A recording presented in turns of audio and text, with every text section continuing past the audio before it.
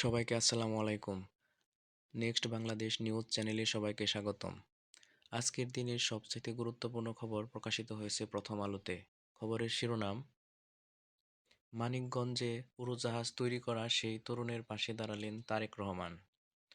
এখন পড়তেছি খবরের বিস্তারিত। নিজের তৈরি উড়োজাহাজে আকাশে ওড়া মানিকগঞ্জের তরুণ জুলহাস মোল্লার পাশে দাঁড়িয়েছেন বিএনপির ভারপ্রাপ্ত চেয়ারম্যান তারেক রহমান।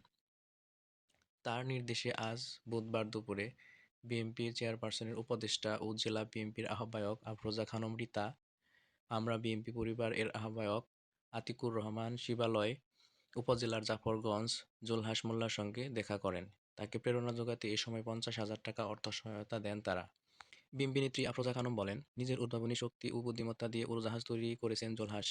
এ ধরনের গবেষণামূলক কাজে তাকে উৎসাহিত করতে বিএনপির ভারপ্রাপ্ত চেয়ারম্যান তারেক রহমানের পক্ষ থেকে তারা জুলহাসের পাশে দাঁড়িয়েছেন।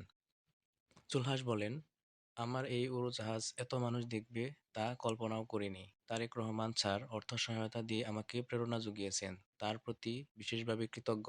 কিভাবে বাণিজ্যিকভাবে উড়োজাহাজ তৈরি করা যায় সে বিষয়ে আমি কাজ করতে চাই। আজকের খবরটি এ পর্যন্তই। আবার পরবর্তী সংবাদ পেতে সবাই নেক্সট বাংলাদেশ নিউজ চ্যানেলের সাথেই থাকবেন এবং চ্যানেলটি সাবস্ক্রাইব করবেন। সবাইকে ধন্যবাদ। আসসালামু আলাইকুম।